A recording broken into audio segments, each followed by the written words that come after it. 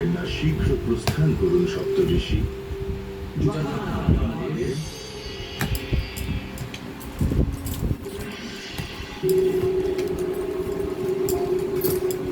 আমি আমার প্রসন্নতা ব্যক্ত করতে পারছি না সপ্তর্ষি। হে ঈশ্বর, আমার আনন্দের সীমা নেই। আমি কত ভাগ্যবান।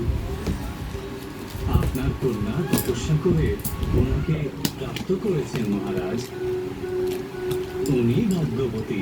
এসব কিছুই ওর পুণ্যের ফল।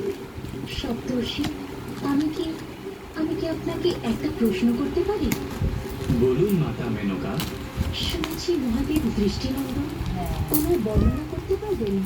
উনি সৃষ্টি, উনি সৌম্য, উনি বিশাল, উনি বলশালী, সুন্দর মতো উনি ত্রিকান্ত, উনি ফুলের মতো, উনি শান্ত, উনি